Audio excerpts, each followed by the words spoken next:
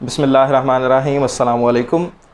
आज की वीडियो में व्यूवर्स हम बात करेंगे ICS पार्ट 2 चैप्टर नंबर 16 की, जो कि है एनालिसिस ऑफ टाइम सीरीज़ का।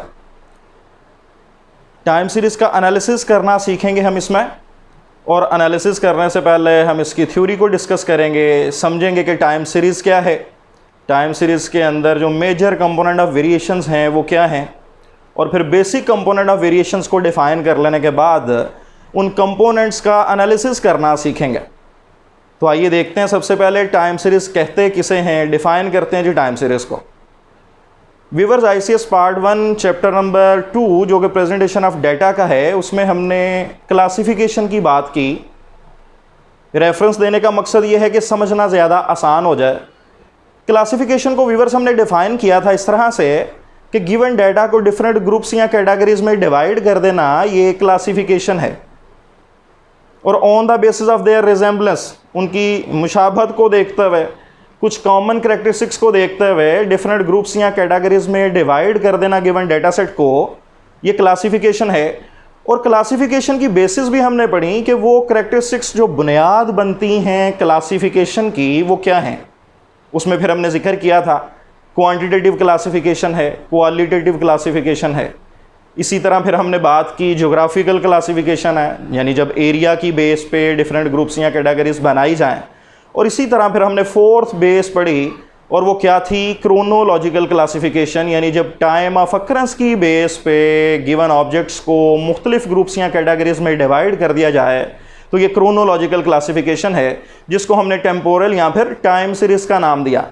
तो जी, आज की वीडियो में हम उसी की बात कर रहे हैं, टाइम सीरीज़ की, यानी क्रोनोलॉजिकल क्लासिफिकेशन की, कि जब गिवन आइटम्स को, गिवन ऑब्जेक्ट्स को उनके टाइम ऑफ अकरेंस की बुनियाद पे एक तरतीब के साथ डिफरेंट ग्रुप्स या कैटेगरीज बना दी जाएं उसकी, तो ये क्या है, टाइम सीरीज़ है। तो इसको अगर हम डिफाइन करें तो हम कह सकते हैं कि if we have a sequence of observation y1 y2 y3 up to yn recorded with their time of occurrence t1 t2 t3 up to tn, then the given sequence of observation is called time series। Viewers, आपके सामने ये white board पे mention है। अगर हमारे पास t1 time में occur हुई y1 value, फिर एक सेकेंड टाइम है जिसको इन जनरल हम t2 कह देते हैं, और उसमें अक्कर होने वाली वैल्यू को y2 का नाम दे देते हैं। इसी तरह एक थर्ड टाइम है t3, और उसमें अक्कर होने वाली वैल्यू को y3, और up to so on tn time में yn वैल्यू अक्कर हुई। तो इन वैल्यूज़ को हम इसी तरह तरतीब के साथ, टाइम पीरियड की तरतीब के साथ अगर अरेंज करके लिख लें, तो ये हमारे पास जो सीक्वेंस ऑफ ऑब्जर्वेशन होगी recorded with their time of occurrence, it is called time series. तो ये हमने टाइम सीरीज़ को रिवर्स डिफाइन कर लिया। फॉर एग्जांपल, हमारे पास 2011 से लेके 2020 तक की नंबर ऑफ़ बर्थ का डाटा अगर ले लें, 2011 में नंबर ऑफ़ बर्थ इतनी थी प्रोविंस पंजाब में। इसी तरह हमारे पास 2012 में पंजाब प्रोविंस के अंदर नंबर ऑफ़ बर्थ को लिख लें कितनी है।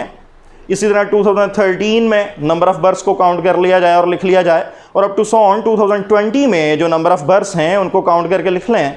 तो ये जो हमारे पास सीक्वेंस ऑफ ऑब्जर्वेशन बनेगी नंबर ऑफ़ बर्थ की, ये हमारे पास क्या है, टाइम सीरीज़ है, क्योंकि हमने टाइम पीरियड की तरतीब के साथ नंबर ऑफ़ बर्थ्स का जो डाटा था उसको लिख लिया, तो ये हमारे पास टाइम सीरीज़ कहलाएगा। इसी तरह आप किसी भी तरह के डाटा सेट को ले सकते हैं जिसमें साथ में टाइम ऑफ अकरेंस का जिक्र हो, और टाइम ऑफ अकरेंस की तरतीब के साथ अगर वो लिखा हुआ है तो उसको हम टाइम सीरीज़ का, यानी टेम्पोरल का नाम देंगे। अब व्यूअर्स, हम देखते हैं कि टाइम सीरीज़ कोई भी हमारे पास जो गिवन है उसमें मौजूद वैल्यूज़ वक्त के साथ साथ जो जो वक्त बदल रहा है, उसके सामने, वक्त के सामने जो लिखी वैल्यूज़ हैं उनमें भी चेंज आ रहा होता है। फॉर एग्ज़ाम्पल, अभी हमने बात की नंबर ऑफ़ बर्थ्स की। इसी तरह अगर वीड प्रोडक्शन की बात कर लें, तो वीड प्रोडक्शन की बात अगर की जाए तो हर साल गंदम की प्रोडक्शन में चेंज आ रहा होता है। कभी गंदम की पैदावार ज़्यादा हो रही है या कभी किसी वजह से कम हो रही है। तो ये जो चेंज आ रहा है, इसकी वजूहात क्या होती हैं? मेजर इसकी दो वजूहात हैं। मेजर कंपोनेंट ऑफ वेरिएशंस जो हैं टाइम सीरीज़ के, ये दो हैं। The first one is signal and the second one is noise. अब ये मेजर कंपोनेंट ऑफ वेरिएशन, ये जो वजूहात हैं दो मेजर जिसकी वजह से टाइम सीरीज़ की वैल्यूज़ में चेंज आता है, ये हैं क्या, ये वजूहात कौन सी होती है और इनको क्या कहा जाता है, इस पर बात करते हैं। तो सिग्नल किसे कहा जाता है व्यूअर्स, इसको पहले समझने की कोशिश करते हैं। एक ऐसी वजह, एक ऐसी रीज़न कि जिसकी वजह से तब्दीली तो आ रही है टाइम सीरीज़ की वैल्यूज़ में, जो वजह तो बन रही है टाइम सीरीज़ की वैल्यूज़ में चेंजिंग की, लेकिन उसका कुछ ना कुछ पहले से आइडिया था कि ये वजह है, ये रीज़न है जिसकी वजह से वक्त के साथ साथ चीज़ में तब्दीली आनी है, टाइम सीरीज़ की वैल्यूज़ में चेंज आना है। तो ऐसी वजूहात, ऐसी तमाम रीज़न्स, ऐसे तमाम कंपोनेंट ऑफ वेरिएशंस जिनका कुछ ना कुछ पहले से आइडिया हो, जिनको हम कह सकते हैं कि सिस्टमेटिक हों, वो हमारे पास सिग्नल्स कहलाते हैं। यानी हम मेजर कंपोनेंट ऑफ वेरिएशन की बात अगर कर रहे हैं तो हम कह सकते हैं a systematic component of variation in a given time series is called signal.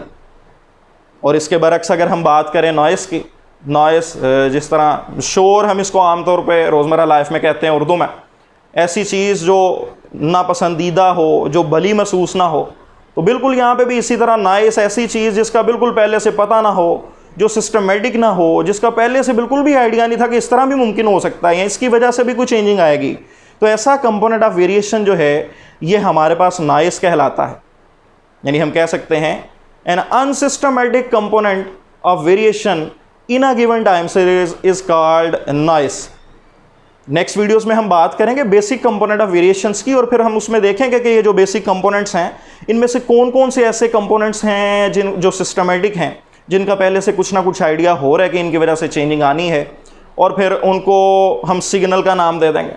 और ऐसे कंपोनेंट्स के बारे में भी बात की जाएगी कि ये बेसिक कंपोनेंट्स में से कौन सा कंपोनेंट ऐसा है कि जिसका पहले से बिल्कुल भी आइडिया नहीं होता, और उसको फिर हम कह सकते हैं कि ये असल में फिर किस चीज़ की एग्जांपल है, ये बेसिक कंपोनेंट किस मेजर कंपोनेंट का हिस्सा है नॉइस का। तो लिहाजा आज की वीडियो में हमने टाइम सीरीज़ की बात की कि अगर हमारे पास y1, y2, y3 up to yn values हैं recorded with their time of occurrence t1, t2 up to tn, then the given sequence of observation is called time series।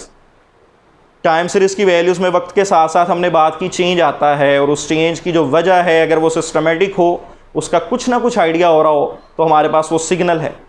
और ऐसी वजह चेंजिंग की जिसका पहले से बिल्कुल भी आइडिया नहीं है, अनसिस्टमेटिक कंपोनेंट ऑफ वेरिएशन है, वो हमारे पास क्या कहलाएगा, नॉइस कहलाएगा। जिस तरह अगर हम बात करें इसको समझने की कि हमारे पास गर्मियों के अंदर आइसक्रीम की सेल में इजाफा होना है, हमें पहले से पता है ऑलरेडी कि ये गर्मियों का मौसम आ रहा है, लिहाजा आइसक्रीम की सेल में इजाफा होगा लाजमी। तो ये जो कंपोनेंट ऑफ वेरिएशन है ये हमारे पास क्या है, सिग्नल है।